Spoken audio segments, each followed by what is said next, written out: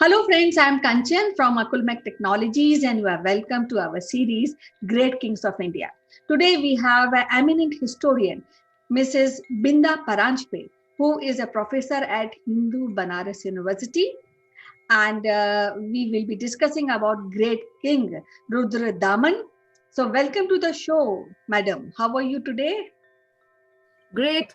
And it's so nice to talk to you once again. Yeah, it's all pleasure, and I really love to talk to you because the way you tell us and our viewers about kings, it's awesome.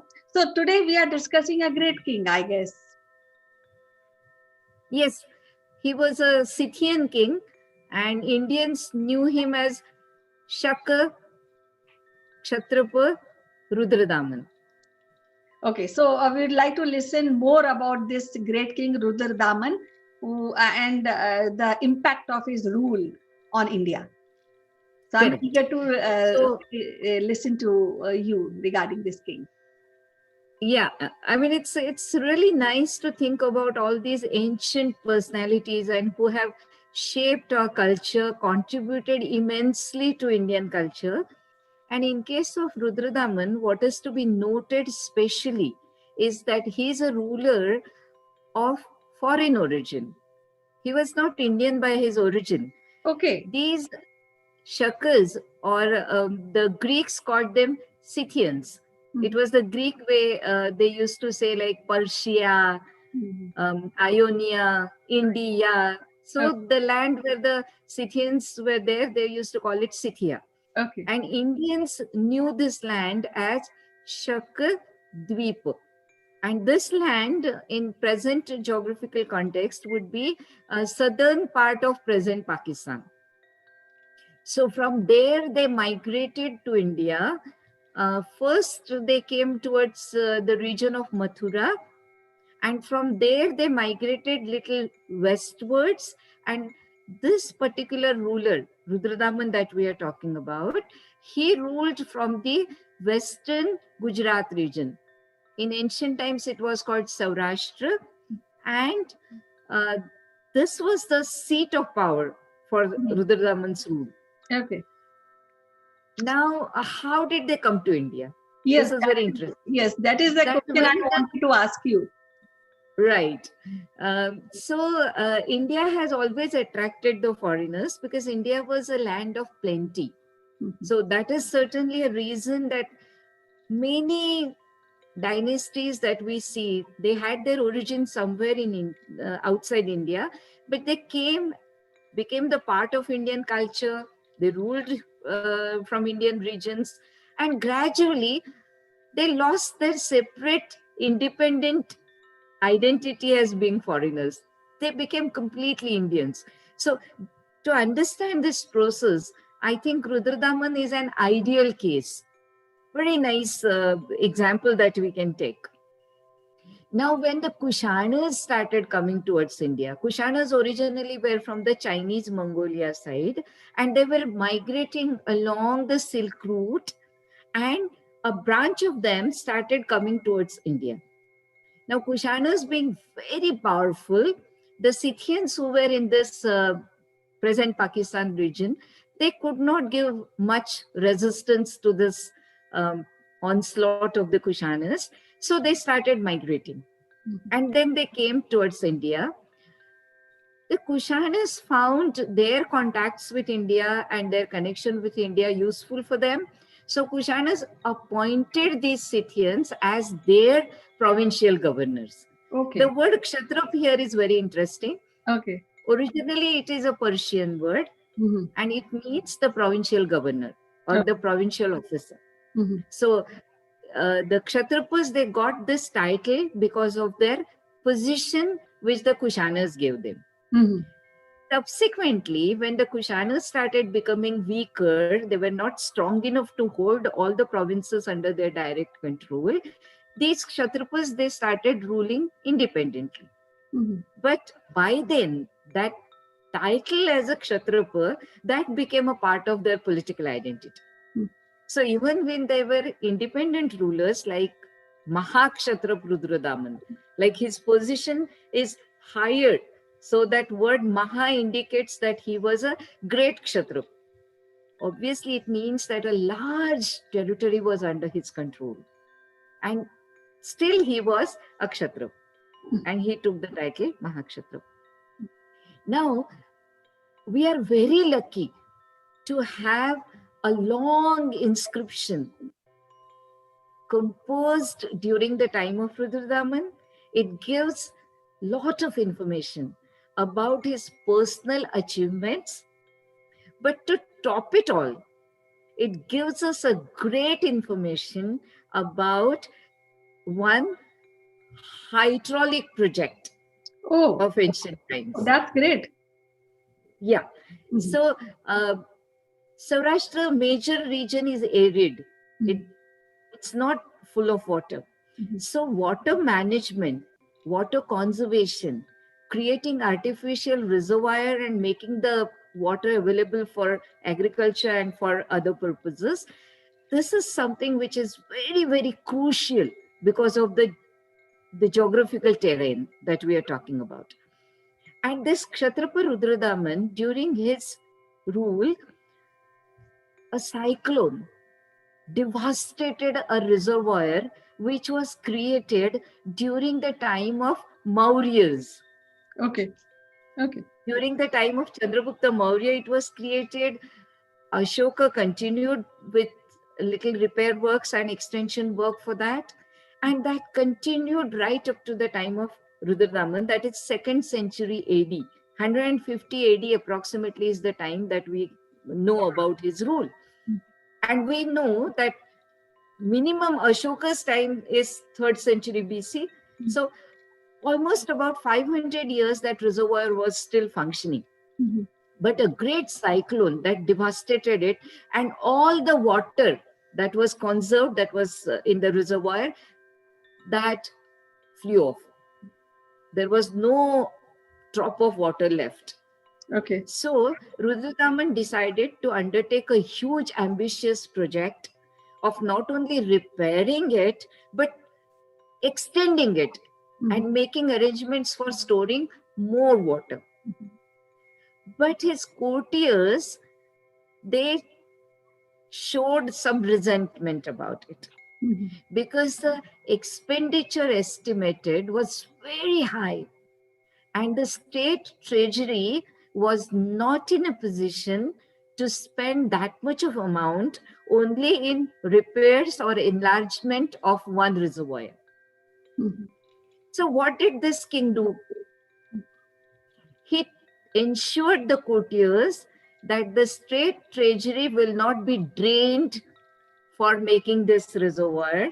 I will spend from my private wealth, my own wealth. In ancient times, the kings also used to have their private purse. A section of the treasury used to be for the king's personal expenditures. And Rudradaman declared that he will spend from that amount and do this work for the benefit of the people. Okay. That How that do you say about yeah, it? it is quite great. But at the same time, I would like to ask you one thing. See, we have discussed about Samudragupta when where he was the younger child, and with the support of people, he got the throne, and though he was not eligible. But when we talk about Rudradaman, how he was able to convince people, and I mean, to become a ruler, I mean, stuff, because he's from outside of India. So how people supported this king? This is a very good question. Though directly we cannot talk about Rudradaman because his family was already there. We know of two important Kshatriya families who ruled from this region.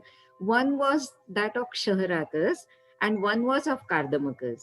And Rudradaman is a member of Kardamaka lineage.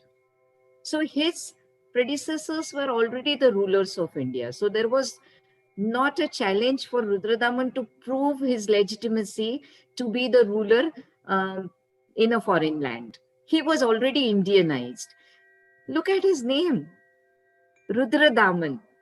It means a kind of tie or garland or some kind of a binding of Rudra. Mhm. And Rudra is one of the Vedic deities in India. Rudra as a god we know from the Vedas. So when he takes the name Rudradaman, or his family must have given him that name, they were already in the process of being Indianized. And further, this king, with his own effort, to answer your question little more uh, on the side of Rudradaman, he became expert in the classical language of India, that is Sanskrit. So this inscription that I was telling you, this inscription is at Junagadh, and it is on the same rock where we also get the Ashokan inscription. And subsequently, in the Gupta period, we are going to see that we get the information about Gupta ruler Skandagupta, who also has been recorded on the same rock. So at that Junagadh rock inscription, we get the details that Rudradaman was a great Sanskrit scholar. He could compose Sanskrit poetry. Mhm. So I think to extend this idea of how the foreigners were becoming a part of Indian culture, they were showing their complete respect towards the main cultural achievements of this land, and equipping themselves with the skills required for that. Okay. Okay. So at this point, I would also want to ask you. So, what is the impact of his period in India and further Right. years ahead? Yeah. This is a wonderful question. Um, we had certain non-monarchical states in some parts of India. Most of India by then was under the monarchy. Different kings were ruling. But some pockets were there where a collective representative body, a central assembly, that was ruling the states. They were small states, and sometimes they have been called as republican states. Though scholars are not unanimous about this term, but the ancient term for that is Ganarajya. And the word Gana means a group of people. So they were non-monarchical, um, a community representative kind of government states. One of the most powerful of these Ganarajyas was that of Yaudheyas. And Rudradaman gave a strong blow to these Yaudheyas. Okay. And you can see that how gradually monarchy became the most powerful form of government. So Rudradaman's impact, if we can count in terms of the political achievements, then we can say that he strengthened the monarchical form of government in India and gave a strong blow to the non-monarchical states, and especially the Yaudheyas, who were known for uh, great bravery and very powerful kingdom of the Ganarajas. Second, we can talk about is that how the scholarship in Sanskrit language, the classical language of India, must have become a medium through which the foreigners could be Indianized. Third, that Rudradaman was concerned about his people, and agriculture must have been considered as one of the most important economic activities. And because of that, this king is making such a big provision, even going to the extent of spending from his own private possessions. So you can see that these are the ideals of the kings. Of course, we get details about it in the texts, but in practice also we can see that these rulers, they are following it. So Rudradaman becomes a link between that, like something which has been prescribed and something which has been in practice. One more thing, the Satavahanas on the southern side of India, like present Maharashtra region, the Kshatrapas and Satavahanas were constantly at war. Almost the tension was inevitable because of the coastal lands and the trade which was going on through the coasts, maritime trade. And India was gaining a lot of wealth through this maritime trade. But Rudradaman, even when the Satavahana king was captured in the war, he left him. He did not kill him. And he says that he did it because of the family relation. Okay. Okay. So we can see that these kinds of family relations means this was a matrimonial relation. Rudradaman's daughter was married to Gautamiputra Satakarni's son. Mhm. So we can see that in ancient India, this kind of diplomacy was also going on. That they were forming alliances, consolidating it through marital relations, and then probably a complete blow or a complete destruction of the enemy was not done. There were spaces of negotiations which were created, and matrimony becomes a part of it. So this also we can learn from Rudradaman's inscription and his own career. Yeah, based on the discussion which we are having today, I feel that the profile and this particular king is important to Indian history. But why it is not there? His name, his period is not there in Indian, especially school textbook. So I know. what? So that is something which I really feel pained about it, because he has played a crucial role when we are talking about water irrigation system, or maintaining the matrimonial and being a part of Indian culture, being a foreign lineage. So I think that is something which everybody should know, and I think this is a way to let people know about this great king of India. As usual, Bindaji, Sure. it is so lovely to talk to you today, and we will be discussing Me another too. king in our Yeah. next episode. Till then, bye Sure. bye and take care. Bye. Bye. Bye. Bye. Have a good day. Bye.